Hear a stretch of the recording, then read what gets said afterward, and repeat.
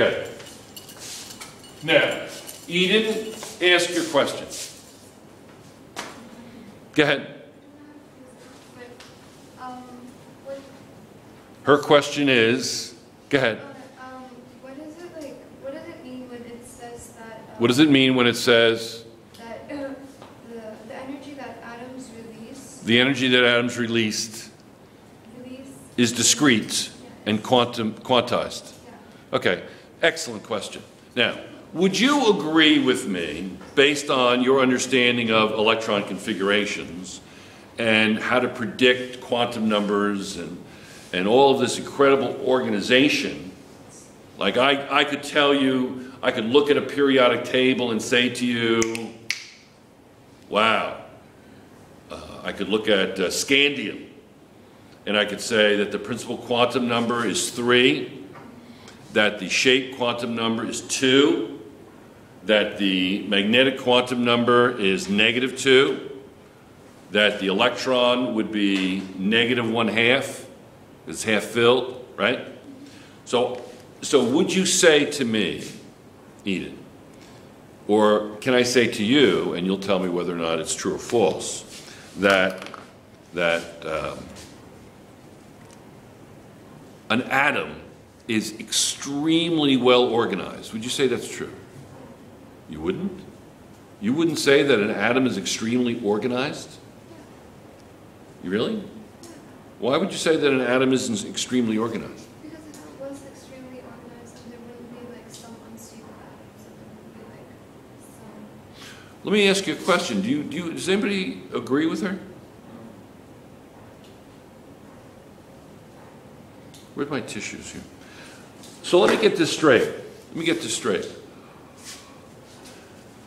I can predict the 4 quantum numbers. I can write the electron configuration of all the elements on the periodic table, and I can predict what those are, yet it's not organized?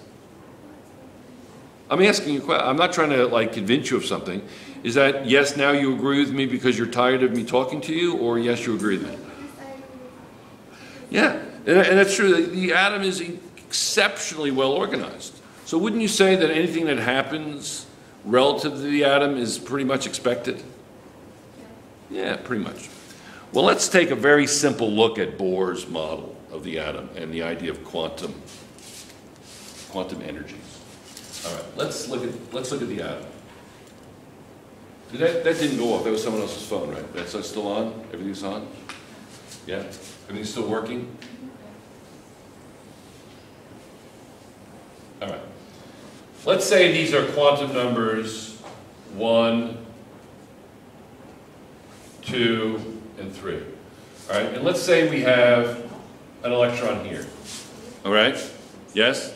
And we have this energy, this incredible amount of energy coming in. Okay? Could be from the sun, could be some kind of electricity, but some kind of energy being some wash of energy over the atom. Okay? Is the atom going to absorb all that energy? No. What's going to happen is this. This electron is going to absorb the energy. Okay? And let's say that jumps up to this energy level. Okay? Yes? And let's say that another one jumped up to this energy level. And let's say that this electron jumped up to this energy level. Let's say. Is this distance fixed? Is that distance fixed in that atom? Yeah, of course it's fixed. Remember, you told me that the organization of the atom is extremely organized. The organization is organized. It's well organized, correct? This distance is fixed. Isn't that correct? Yeah. Didn't it need to absorb energy in order to do that? Yeah. Okay. Is that energy that it needed to do that a random amount, or is it a fixed amount? It's a fixed amount, correct? All right. So it took what it needed from this wave of energy. It took a fixed amount of energy and it jumped up to the next level. Would you say that's correct? Yes. Now, What does stability mean to you? When I say the word stability, what does the word mean to you? Just in general. I'll give you a hint. You give a 6-year-old a Snickers bar at 6 o'clock in the morning, what happens to him or her? He becomes unstable, becomes crazy. Very crazy. Okay? Yeah, I remember my youngest daughter when she would like somehow sneak candy early in the morning. She'd be a maniac. You know, and then she'd be tired later on, but she'd be a crazy person. Anytime she had sugar, she'd be a crazy person. A lot of energy, full of energy, same way, but she's not crazy. Anyway, what does she want to? What does her body naturally do to that instability? It uses that energy. It uses the energy and becomes More energetic. no. It's going to lose the energy and become more stable. It's going to go back to its original state. Correct? Okay. So what happens is this: that as soon as this loses the energy, it goes back. It does. It goes back. Right? It goes back. And what happens is you lose, it gives off that energy. Doesn't it give off that energy as photons? It gives off that energy in the form of,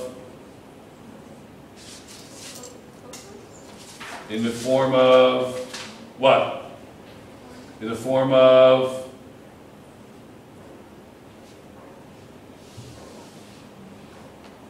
quantum, singular, packets of energy. It's a packet of energy. What's another word for a packet of energy, otherwise called a quantum? What's a photon? It gives it off as a photon, right? And what's a photon called?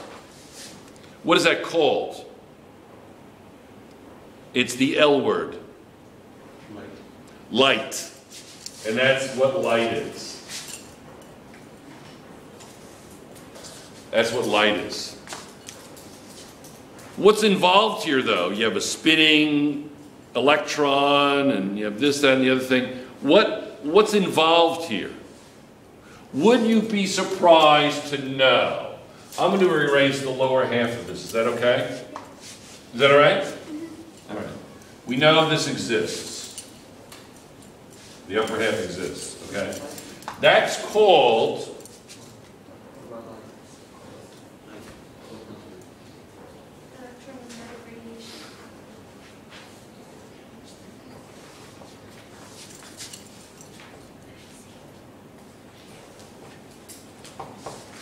Electromagnetic radiation. electromagnetic radiation. You get it? That's what that's called. Light. Do you know what light is? Light is electromagnetic radiation. It's all the same stuff. It all comes from what? Atoms. Yeah, all comes from atoms. Yes? Okay. Now, you have different types of light. You have long wavelengths, and as you go left to right, we're going to say they get shorter and shorter and shorter and shorter and shorter and shorter and shorter and shorter, and pretty much you can't even tell the difference. Okay, they're so close together. Okay, these are radio waves. These should be all at the same height, right? We'll look at that in a minute, but that's all the same height. All right, even though it doesn't look that way, it's just your optical illusion. That's actually drawn at all the same height. Let's say these are called radio waves. Radio waves. These are microwaves. That's symbol micro, lowercase, Greek letter, microwaves. What's next? Infrared. What's infrared? Infrared is It's a 4-letter word. Starts with H. No, it's not the abbreviation for health. What is it? What's the 4-letter H word that we're looking at here? heat. Heat. That's right. Okay? It's called heat. I'm drinking coffee in class on camera. And you know what? I don't care. Okay. Deport me. Good. So, it's called heat, infrared. Heat is infrared energy. Did you know that? That's what it is. It's infrared. It's electromagnetic radiation. Then what's next? Ultraviolet? No. A very, very small band. That's what we see, right? Isn't that the light spectrum? I call it spectrum. It's visible. Visible light. Okay? Visible light. And that's going to be red, orange, yellow, green, blue, indigo, violet. All right, now, I need you to come up here, but I don't want your face on camera, so I want you to put a bag over your head or something. Hide your face. Is that a little weird? I think she's too short for the camera. She's too short for the camera. You've got to come up. Can you do that? Yeah, just put that over your head. Is that all right? I will hold you so that you don't trip. This is a little weird, a little unconventional, but I want to show you something. I want to show you something. Okay, I know, a little weird. I know. I've got to put her shirt on camera, and so, all right. This here, I'm going to show you. You're just going to come up here. Come like right here off camera. Come right here and put it over your head. Actually, no. Just put it over you, and just back in, and just the back of you. Okay, just the back of you. No, but don't put it on because I need your shirt. You need my shirt. Yeah, put it on the front. No. Here. Excuse me. There you go. And I'll hold. All right. This is my student. Okay, you can't see your face. I don't want to. Can you see it? Can you see it? Can you see the shirt? No. You can't see the shirt? Okay, stay right there. All right, we're going to see the shirt. Okay, just... She's very short, but that's okay. That's not a bad thing. This is Cambodia, and a lot of people are short here, and that's not a problem. I think that's a wonderful thing. Okay? All right, there's Ling Ling, and that's her shirt. All right, you see that shirt? Okay, fine. Now I'll put it back up here. All right, excellent. Thank you, Ling Ling, very much. You may resume your seats. Okay, you can sit down. You can move, Ling Ling. You can... Okay, that's okay. That's all right. That's okay. Well done. Excellent. All right, I did that for a purpose. That's called actually, that color it's called chartreuse, believe it or not. There's a name for that. In French, English, you'd call it chartreuse. Okay, and there's a reason why I did that. Okay, anyway. Visible light, right? Now, if you took the light from the sun and you analyzed it, and you graphed the various colors and the intensity of them. So you did this. Can you see over here?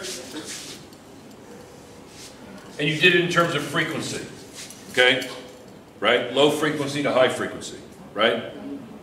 Long wavelength to short wavelength. Right? You did it in terms of frequency. You would find this. Let's say we did red. We'll come out here a little bit. We did red, orange, yellow, green, blue, indigo, and violet. You would find this. You would find this. You would find this.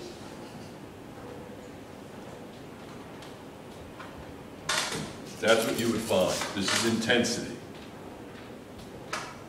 Okay? Ling is having a crisis with the door. Okay, that's what you would find. And you would find this color, this yellow-green color,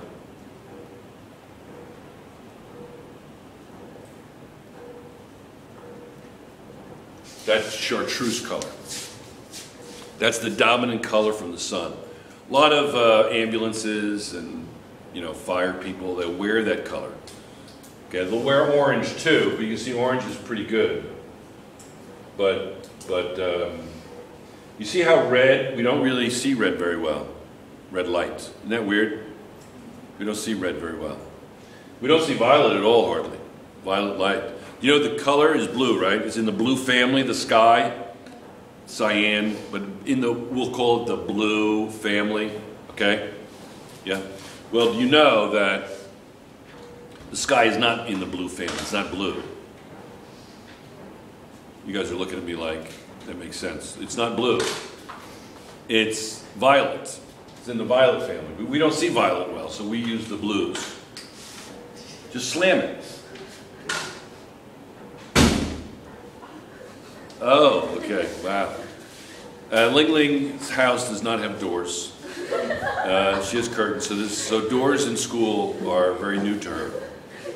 Okay, very good. Excellent. Excellent. You see doors? I know the doorknob is the complex element of doors, but it's okay. You can do it. You're fine, girl. You'll find that they're very helpful doors. Okay. So you have no violet light. You can't really see it. So the sky is in the violet family. It's kind of weird, I know. But anyway, so what's the this is the wavelength. Let's look at light now. Oh, well, let's finish this. This is ultraviolet, violet, right? Then ultraviolet. And then you get into like X-rays, and then gamma rays. What is it? It looks like a Y. It's a Greek letter. Kind of looks like a Y. It's lowercase gamma. Third letter of the alphabet, isn't it? Alpha, beta, gamma. Right? Yeah. Yes. Okay. So let's look quickly at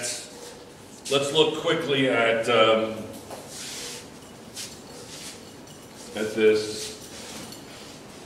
We'll say we have a wave. Okay, we've got to look at the relationships of the wave. What's this called? There's another Greek letter called lambda. That's a lambda. Okay? Lambda. Yes? All right. And then you have the speed of light. What's the speed of light? Anybody know? We don't say V for velocity, believe it or not. We say C for whatever. C for frequency. No, C means that's the speed of light. C is the speed of light. Where V is the speed of sound. V.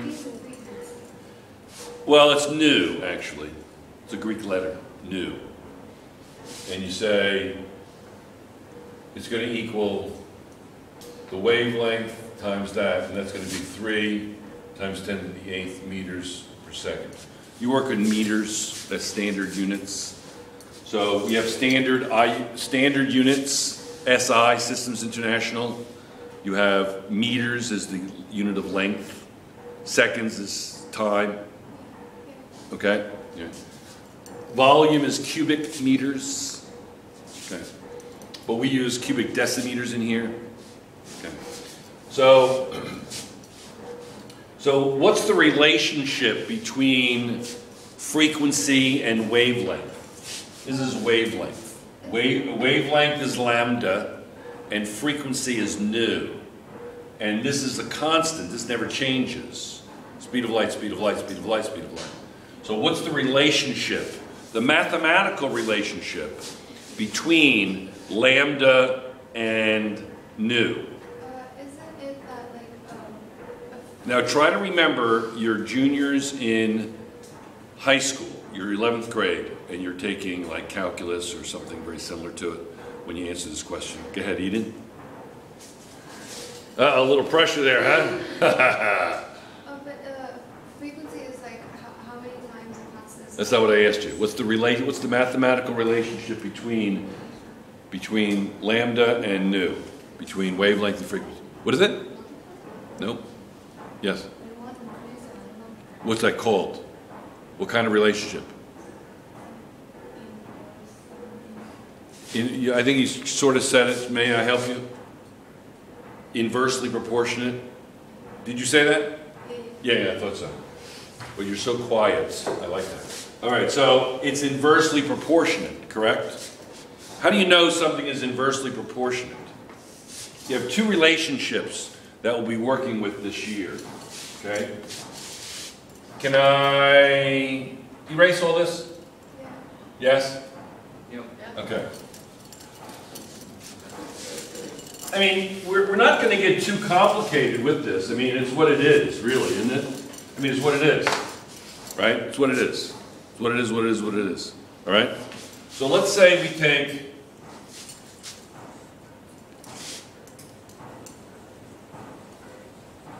okay, just two waves, all right?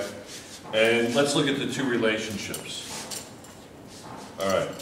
So we have a relationship that looks like that. We have a relationship that looks like this. This is going to be y equals mx plus b. This is going to be